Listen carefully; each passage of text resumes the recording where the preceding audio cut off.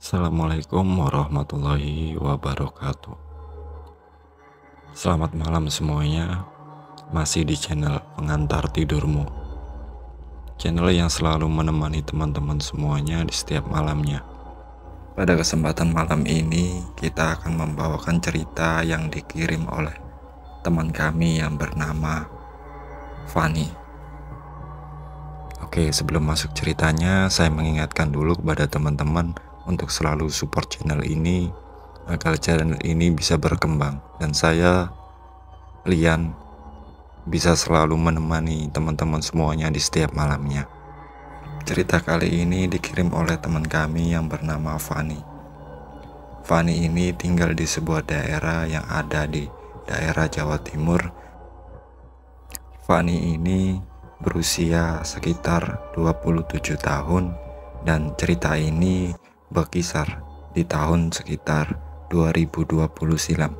Fani ini berprofesi sebagai seorang pedagang martabak dan pada waktu itu Fani ini mencari tempat untuk lapaknya berjualan martabak tersebut.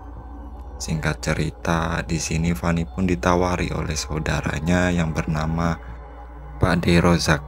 Di sini Pak De Rozak ini mempunyai toko dan kebetulan memang tokonya ini agak ramai. Dan di situ Fani disuruh membuka lapak martabaknya tersebut di depan toko tersebut. Dan akhirnya Fani pun menyetujuinya. Dan di sini Fani pun membuka lapak dagangannya itu di depan toko dari Pak De Rozak ini. Tentu saja di situ memang suasananya ini sangat strategis karena memang tokonya Pak Rozak juga ramai. Fani pun ini mulai berdagang di situ. Dan memang seperti perkiraannya Fani dan juga Pak De Rozak, di situ ini dagangan Fani ini cukup ramai, cukup laris karena memang di situ jalan raya, banyak orang lalu lalang di daerah tersebut dan juga banyak sekali pedagang makanan yang lain yang berjualan di area jalan tersebut. Dan suatu ketika pada malam itu Fani ini berjualan seperti biasa. Fani ini berjualan seperti biasa. Ketika Fani ini sibuk untuk membuat martabak, tiba-tiba ada motor ini terjatuh dan orangnya ini terseret menabrak gerobaknya si Fani tersebut.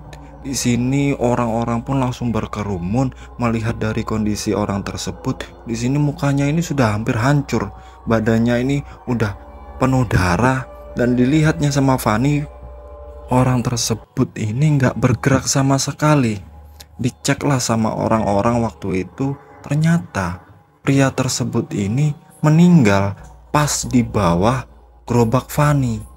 Di sini Fani pun ini sangat gemetar karena melihat sesuatu yang sangat mengerikan sekali, apalagi ini menyangkut dengan gerobaknya, menabrak gerobaknya. Akhirnya nggak lama setelah itu datanglah polisi untuk mengevakuasi. Di sini polisi pun ini meminta keterangan dari saksi mata tersebut termasuk Fani, tapi Fani menolak karena memang Fani ini tidak tahu jelas kronologinya seperti apa. Yang Fani tahu itu cuman pria tersebut sudah terjatuh dan terseret menabrak gerobaknya tersebut.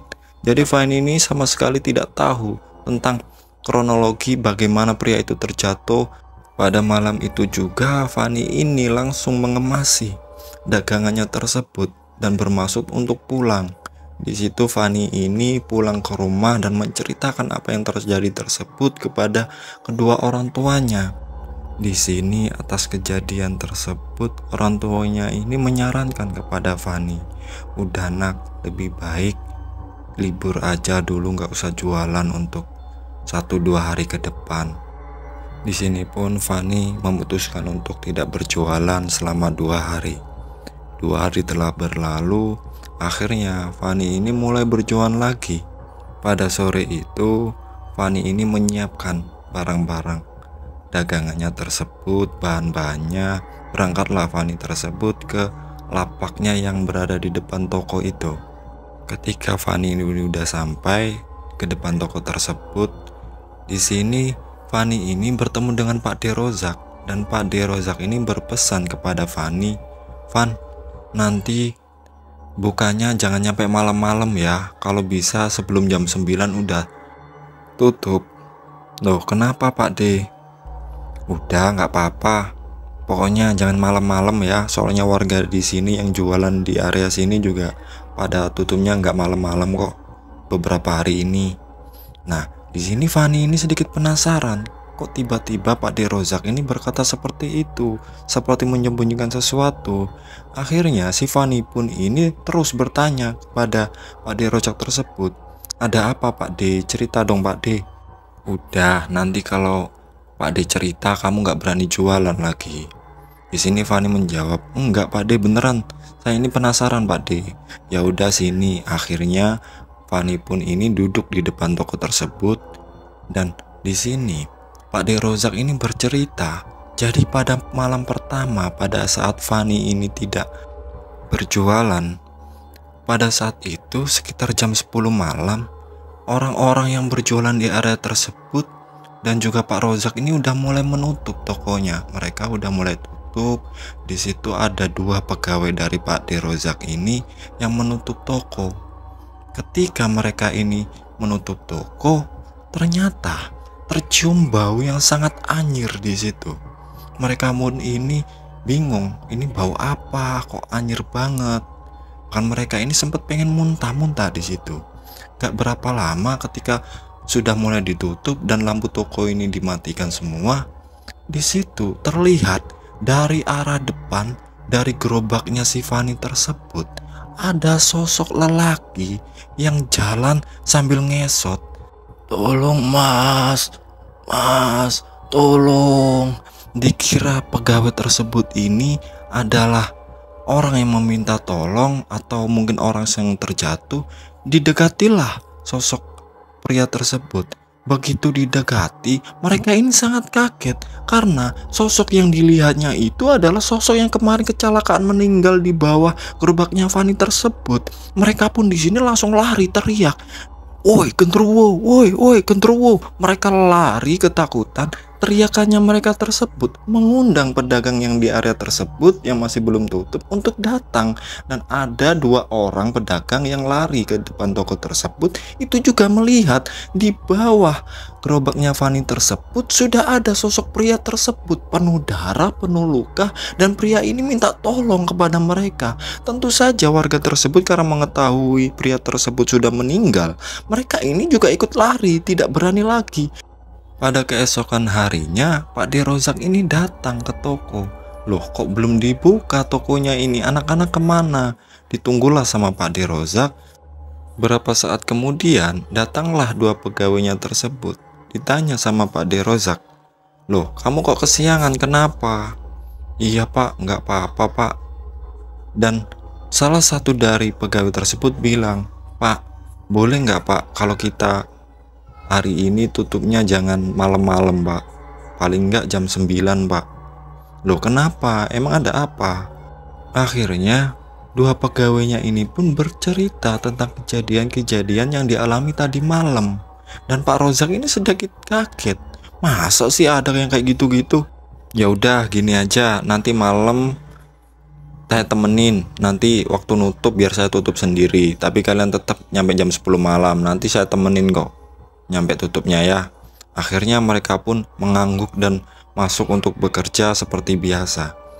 Pada sekitar jam 8 malam, di sini Pak Rozak ini keluar sebentar tokonya dan dilihatnya memang orang-orang ini yang berjualan ini sedikit sepi. Ada beberapa pedagang ini nggak jualan di area pinggir jalan tersebut. Waktu itu ditanya kepada pegawainya, "Loh, kok depan itu ada yang nggak jualan, kenapa?" "Gak tahu Pak, mungkin karena ketakutan gara-gara kemarin." "Loh, yang ditakutin tuh bukan cuma kalian doang?" "Enggak Pak, itu ada penjual depan itu juga beberapa orang juga melihat sendiri secara langsung." "Oh, tapi saya lihat di depan gak ada apa-apa kok, di gerobaknya Fani juga gak ada apa-apa." Singkat waktu, mereka pun ini menutup tokonya di jam 10 malam tersebut. Mereka berdua ini menutup tokonya dan di situ juga ada Pak De Rozak yang menunggu di depan toko. Tidak ada apa-apa di sini. Ketika mereka sudah selesai menutup toko dan mematikan lampu-lampu yang ada di toko tersebut, mereka ini jalan ke motor mereka. Begitupun dengan Pak De Rozak ini. Pak De Rozak ini memasuki mobilnya yang kebetulan memang beliau ini memarkirkan mobilnya ini di belakang dari gerobaknya si Fani tersebut. Ketika Pak De Rozak ini masuk ke dalam mobil dan mencoba untuk menghidupkan mobilnya, tiba-tiba Pak De Rozak ini juga mencium bau yang sangat anyir di arah mobilnya tersebut. Pak De Rozak ini bau apa ini? Dan gak selang beberapa lama terdengar ketokan, buk buk buk, pak, buk buk buk, pak. Pak Rozak ini pun seketika itu merinding dan teringat dengan apa yang diceritakan oleh kedua pegawainya tersebut. Pak Rozak ini pun menurunkan kaca mobilnya dan mengangguk ke arah bawah. Ternyata di bawah itu Pak De Rozak ini melihat sosok pria tersebut ini benar-benar mengerikan sekali. Wajahnya ini hancur, tulang-tulangnya ini patah, dan pria tersebut ini meminta tolong. Pak, tolong Pak.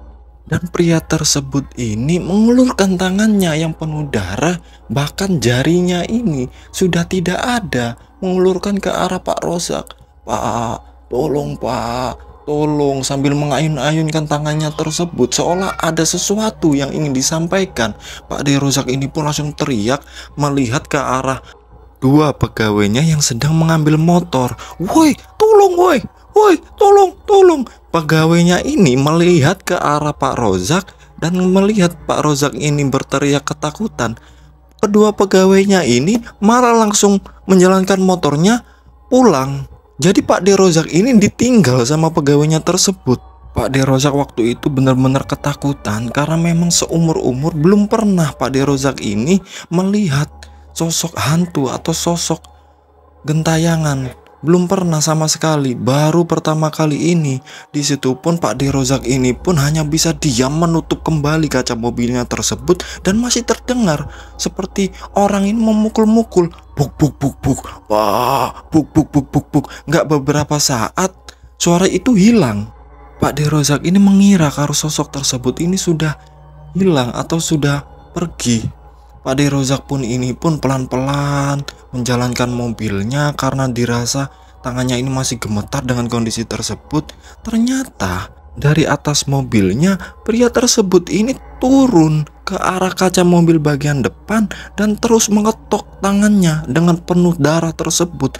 Muka dari pria tersebut ini benar-benar hancur dan memang sangat menyeramkan sekali, terus mengetok ke arah kaca depan mobilnya. Dari sini Pak Rozak ini pun akhirnya nekat menjalankan mobilnya tersebut dan sosok itu seolah-olah jatuh dari mobilnya.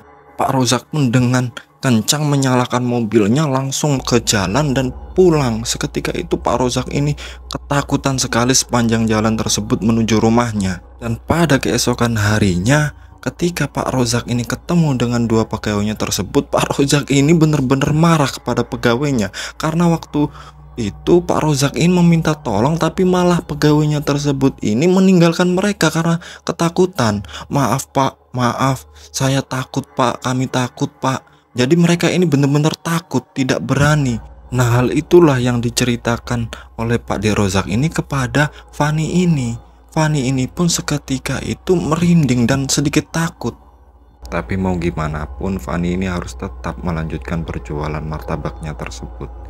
Singkat waktu, Fani ini melanjutkan untuk berdagang. Pada sore itu, dilihatnya gerobaknya tersebut memang ada sedikit bercak-bercak darah yang masih tersisa.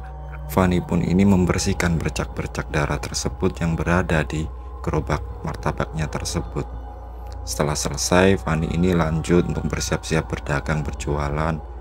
Gak beberapa saat, tercium bau yang sedikit busuk di situ, disertai bau yang sangat anyir. Tapi ini masih sore, masih jam 5. Jadi Fani ini nggak begitu takut karena memang masih sore, banyak orang juga lalu lalang dan pedagang-pedagang lain ini baru membuka dagangannya. Fani pun ini beraktivitas seperti biasa, melayani orang-orang yang membeli martabaknya tersebut. Di situ dilihatnya juga ada beberapa pedagang di daerah situ. Dan salah satunya ini berteriak kepada Fani, "Fan, awas lo yo, awas, ono genderuwone nduk gerobakmu iku." Jadi para pedagang-pedagang lain ini menakut-nakuti Fani bahwa di gerobaknya tersebut ada sosok hantunya. Ada juga pedagang lain yang bilang, "Tenang Van, nanti kalau misalkan ada hantunya, panggilin aku. Nanti aku pengen minta nomor togel ke hantu tersebut." Di sini mereka pun tertawa-tawa di situ di sore itu. Malam pun mulai tiba pada waktu itu sekitar jam 7 malam. Masih banyak pembeli-pembeli yang membeli martabaknya Fani ini. Jadi Fani ini sangat sibuk untuk melayani mereka semua. Pada saat Fani ini sibuk melayani pelanggan-pelanggannya tersebut, tiba-tiba gerobaknya ini bergoyang sendiri seperti ada yang mengoyak. Gerobak-gerobak, gerobak-gerobak, gerobak-gerobak. Dan di sini bukan cuma Fani yang melihat hal tersebut, tapi pelanggan yang menunggu pesanannya itu juga melihat. Ditanyalah sama pelanggan tersebut, "Loh mas, gerobaknya kenapa kok goyang-goyang sendiri mas?" Di sini Fani pun menjawab, "Waduh nggak tahu nih mbak, kenapa mbak ya? Orang di bawah juga nggak ada apa-apa mbak." Nggak lama setelah itu gerobak ini berhenti sendiri. Jadi gerobaknya ini tiba-tiba nggak bergerak lagi. Dilanjutkanlah sama Fani ini, tapi Fani ini sudah sedikit merinding dengan keadaan tersebut. Setelah selesai melayani para pelanggannya tersebut, Fani ini akhirnya mencoba untuk rileks duduk-duduk di belakang gerobaknya tersebut. Sambil di sini Fani ini mencoba untuk memutarkan suara ayat-ayat suci Al-Quran melalui HP-nya tersebut.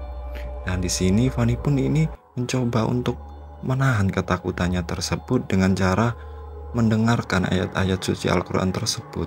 Selang beberapa saat ketika Fani ini asik duduk dan mendengarkan ayat-ayat suci Al-Quran tersebut, tiba-tiba brak, terdengar suara gebrakan dari arah depan gerobaknya tersebut. Diceklah oleh Fani ini dan ternyata tidak ada apa-apa di situ. Fani ini pun semakin mengeraskan suara volume HP-nya supaya menghilangkan ketakut-ketakutannya tersebut. Nggak berapa lama gerobaknya ini bergerak kembali. Prak. Di sini Fani pun langsung lari ke depan ke arah pedagang-pedagang yang lain. Di situ Fani ini bilang, "Pak, gerobak saya Pak gerak sendiri Pak." Dan di situ dilihat memang gerobaknya ini masih bergerak. Banyak pedagang yang melihat hal tersebut, terutama yang di area dekat gerobaknya Fani tersebut. Terus ada tadi bapak-bapak yang bercandain si Fani bahwasanya kalau ada hantu akan didatangi dan meminta nomor togel, dan itu beneran dilakuin sama beliau. Jadi beliau ini sebut saja namanya Pak Parman. Pak Parman ini penjual pentol di dekat situ. Pak Parman ini datang, coba tak mintain nomor togel, barangkali dikasih. Didatangilah sama Pak Parman gerobak tersebut. Gerobak ini masih terus bergerak, dan ketika Pak Parman ini melihat ke arah belakang gerobak tersebut di area jualannya Fani, Pak Parman ini berdiri di belakang situ, di dekat gerobaknya Fani ini, dan bilang, "Hei, nomor togel piro? Nomor togel piro?" Gak selang berapa saat dari situ, celananya Pak Parman ini seperti ada yang menarik, dan itu adalah sosok tangan yang penuh darah. Di sini Pak Parman, woi, culno, lepaskan. Di sini para pedagang yang di area depan gerobaknya Fani ini pun di seberang jalan itu hanya melihat, termasuk si Fani ini. Mereka ini melihat Pak Parman ini teriak-teriak sendiri, "Woi, culno, lepasin celanaku, lepasin." Selang berapa saat mereka pun ini melihat Pak Parman ini lari dari gerobaknya Fani tersebut. Hampir saja beliau ini terjatuh di situ. Dan ternyata ketika Pak Parman ini lari menuju tempatnya si Fani di area seberang jalan, dan di situ sudah ada beberapa orang, di situ terlihat di kakinya Pak Parman ini memang ada bekas darah di situ. Dan Pak Parman ini memang tidak mengada-ngada. Terlihat sekali raut muka dari Pak Parman ini sangat berkeringat, dan Pak Parman ini nyampe mengumpat kata-kata kasar, "Setan bangsat, kurang ajar." Karena mendengar keramaian yang ada di depan, di sini Pak Derozak dan kedua pegawainya ini keluar, dan mereka ini sudah tahu pasti ada penampakan sosok itu lagi di area depan situ. Pak Derozak dan pegawainya ini hendak mendatangi orang-orang di seberang jalan tersebut. Tapi ketika Pak De Rozak ini keluar dari tokonya dan baru saja gak jauh dari tokonya tersebut, waktu melihat ke arah gerobaknya si Fani, ternyata ada sosok itu jongkok sambil menangis. Alhasil Pak De Rozak dan pegawainya tersebut masuk kembali ke dalam tokonya dan tidak berani keluar pada malam itu. Fani dan orang-orang ini melihat kejadian tersebut, kejadian di mana Pak De Rozak ini kembali masuk ke dalam tokonya seperti terburu-buru seperti itu. Jadi mereka ini cuma bisa melihat dari seberang jalan. Selang berapa saat Pak De Rozak ini telepon dan disitu diangkat oleh Fani. Dan Pak De Rozak ini bilang, "Van, udah Van, kamu gak usah balik ke gerobakmu. Sosok pria itu ada di balik gerobakmu dan lagi jongkok, lagi nangis. Mending kamu gak usah ke situ." Mendengar hal tersebut, Fani ini takut untuk kembali lagi ke gerobaknya tersebut dan lebih memilih untuk tetap di seberang jalan itu bersama orang-orang di seberang jalan itu. Di sini Fani pun hanya bisa duduk dan bingung dengan apa yang sebenarnya yang terjadi. Ketika Fani ini duduk sambil melihat gerobaknya, di situ Fani ini melihat sosok tersebut ini keluar dari belakang. Di situ sosok ini seperti jalan ngesot, mendekat terlihat jelas sekali. Sosok itu mukanya ini hancur dan tulangnya ini banyak yang patah, tulang tangan dan kakinya, belum lagi tangannya ini banyak yang putus. Berjalan mendekati Fani secara cepat. Di situ akhirnya dekat dan Fani ini melihat kegelapan di situ. Fani ini tidak ingat apa-apa lagi. Selang berapa saat Fani ini terbangun. Tapi ketika Fani ini terbangun, Fani ini sudah berada di dalam tokonya Pak De Rozak itu. Dan di sampingnya itu sudah ada bapak dan ibunya dan juga orang-orang pedagang tersebut. Mereka ini seperti mendampingi si Fani. Dan di sini Fani pun masih bingung karena kepalanya ini masih pusing. Di depan situ sudah banyak sekali orang dan Fani ini melihat ternyata gerobaknya Fani ini dipindahkan oleh orang-orang yang ada di situ. Dipindahkan. Fani ini pun tanya kepada bapak dan ibunya, "Loh Pak, itu kenapa kok gerobak saya dipindah?" Di sini bapaknya pun ini bercerita. Jadi pada saat itu ketika Fani ini di seberang jalan duduk-duduk bersama orang-orang karena nggak berani lagi ke gerobaknya tersebut, Fani ini tiba-tiba bengong dan kesurupan. Tiba-tiba Fani ini menangis karena orang-orang tersebut mengetahui kalau Fani ini kesurupan. Mereka ini menggotong Fani tersebut ke dalam tokonya Pak De Rozak. Di situ Pak De Rozak pun kaget dan bingung, akhirnya menelpon kedua orang tuanya Fani ini. Tidak beberapa lama orang tuanya Fani ini pun datang. Di situ bapaknya ini memegang Fani dan tanya, "Sebenarnya apa maumu?" Dan di situ sosok itu bilang, "Cariin jariku Pak, tolong Pak." Dari sini mereka ini pun akhirnya tahu bahwasanya sosok tersebut ini menampakkan diri karena ingin dicarikan jarinya. Akhirnya selang berapa lama Fani ini pun mulai sadar karena memang dibacakan doa-doa oleh bapaknya tersebut dan dibantu oleh warga atau pedagang-pedagang yang ada di situ. Karena para pedagang di situ ini menyaksikan kejadian Fani yang kesurupan seperti itu dan mengucapkan pesan seperti itu, akhirnya mereka ini pun berinisiatif untuk mencari di area depan toko tersebut. Dicarilah bersama-sama termasuk Pak De Rozak dan kedua anak buahnya tersebut. Mereka semua ini malam itu mencari. Mereka terus mencari bahkan di dekat-dekat gerobaknya si Fani ini, tapi mereka ini tidak menemukan apapun di situ. Dan di sini salah satu pegawainya Pak De Rozak ini menyarankan untuk gerobak Fani ini dipindah. Barangkali memang ada di area situ.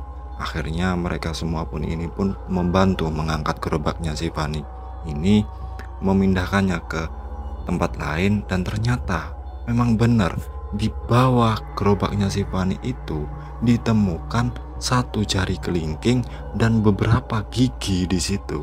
Orang-orang ini penasaran dengan jari kelingking tersebut. Memang dilihatnya karena memang inilah sumber kenapa sosok tersebut selalu menghantui pedagang-pedagang yang ada di situ, termasuk Pak De Rozak dan Fani ini. Selang berapa saat mereka pun ini menelpon pihak kepolisian memberitahukan bahwa ditemukanlah jari kelingking dan beberapa gigi di situ. Fani ini pun akhirnya diajak pulang sama kedua orang tuanya, dan keesokan harinya si Fani ini tidak diizinkan sementara waktu untuk berjualan. Dan beberapa hari kemudian Fani ini sudah mulai berjualan lagi, tapi memang gerobaknya itu dipindah, nggak di tempat yang pertama dia berjualan di situ. Di sini tidak ada hal-hal aneh terjadi, tapi memang kejadian-kejadian yang dialami Fani itu sangat sulit dilupakan, dan sesekali Fani ini memang merasa takut karena belum bisa melupakan hal-hal tersebut. Waktu pun terus berjalan, tidak ada hal-hal aneh yang terjadi. Cuman kadang sesekali ketika hari-hari tertentu, si Fani ini ketika berjualan di situ itu selalu mencium bau anjir darah di situ. Tapi tidak ada penampakan sosok-sosok atau hal-hal aneh yang terjadi. Nah, hal inilah yang diceritakan oleh Fani ini kepada kami. Semoga teman-teman semuanya bisa mengambil hikmah dari cerita yang dikirimkan oleh Fani ini. Kurang lebihnya saya mohon maaf. Assalamualaikum warahmatullahi wabarakatuh.